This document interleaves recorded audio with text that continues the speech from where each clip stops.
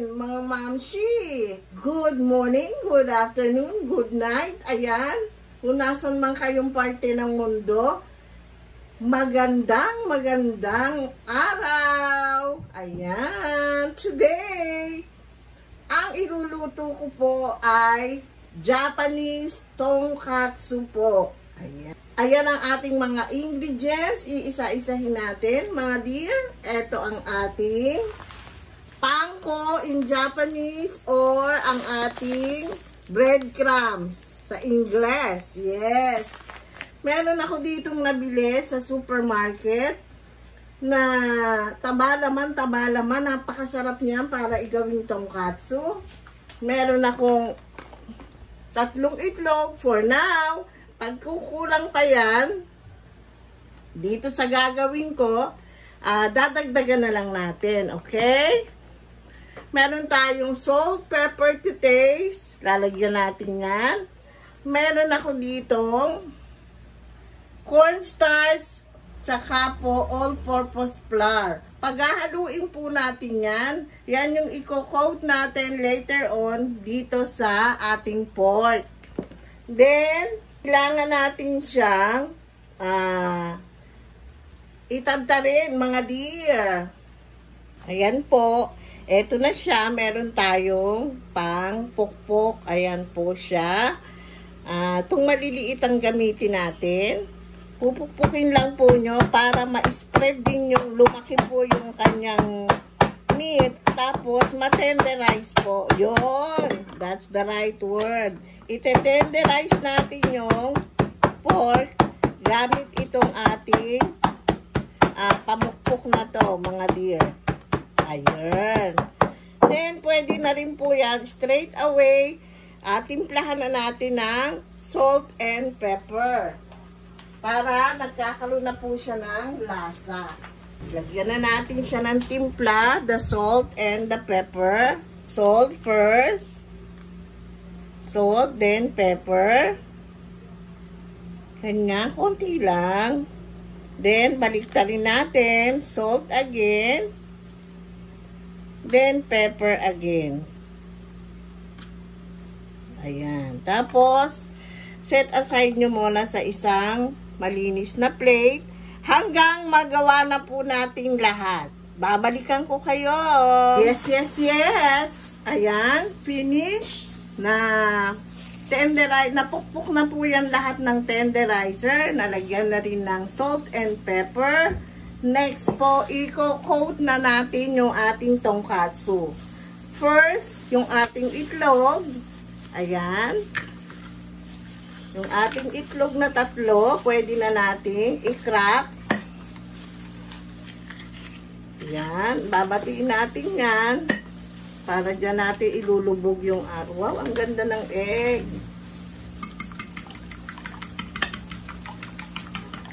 I-beat the egg. Pwede nyo rin lagyan ng konting asin yan para may lasa rin yung ating itlog. Yes, lagyan natin ng konting salt. Pepper na rin, pwede din.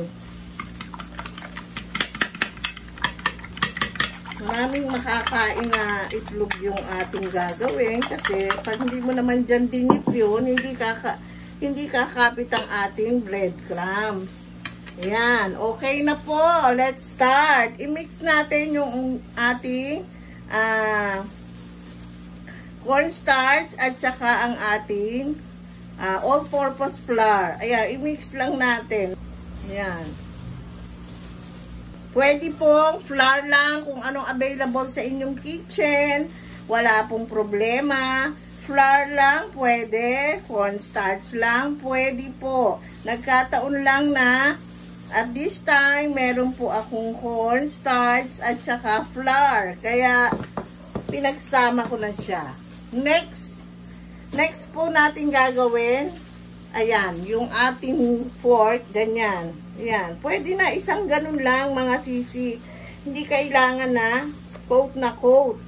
Basta alam nyo lang na kakapitan niya ng itlog. Ayan. Then, egg. Next po ay ang ating breadings. Yun, no? O, pwede pang isa ulit. Same lang, procedure. Ayan. Okay na, then, i-dip sa egg. I-dip sa egg, ayan, matatakpan lahat nung meat. Okay, maglalagay na tayo dito ng next, kaya ito pwede na nating i-breadings. Ayan. Ganyan lang mga dear. Hindi kailangan makapal na makapal. Depende sa inyo. Madali naman ang technique niya. Pag gusto nyo makapal yung breadings, i-dip nyo ulit sa egg, i-dip nyo ulit dito. Para mas kumapal yung kanyang breadings. Ayan. Okay na po yun. Next naman, itong isa. Takpan nyo lahat, then press nyo. Para kumapit po. Ayan. I-press nyo lang. See to it na cover up nyo po lahat ng meat. Ayun. Yan. We already have 2. Ganun lang mga dear hanggang lagyan na po lahat. Yes, ayan na yung ating nagawa. Nalagyan na ng breadings. Ang ating sauce, ito nabibili po ito sa Japanese store, yung Bulldog sauce, the best po yan na brand. Hindi naman po siya kamahalan. Itong 1.8 liters, ayan, for only 360 pesos lang.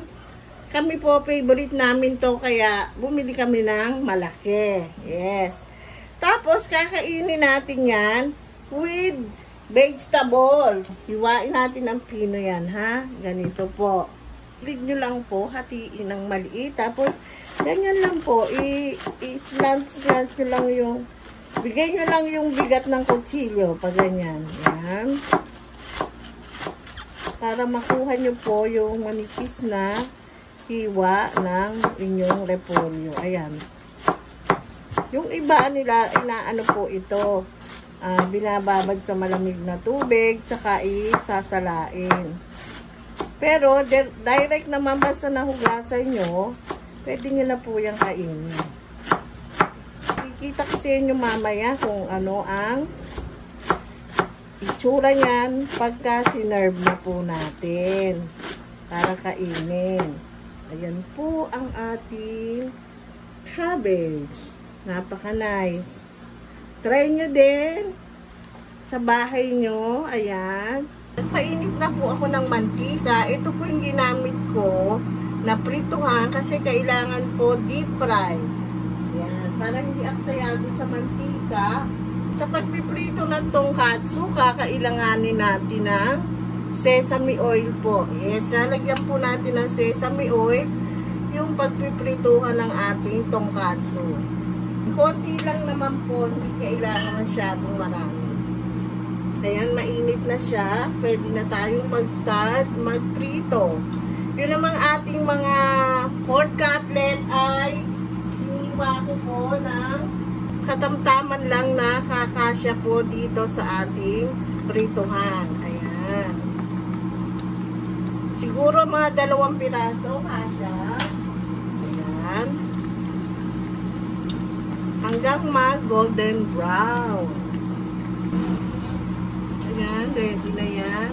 Wow, so crispy. Ayan, pwede na tayong maglagay ulit ng second batch. Ayan.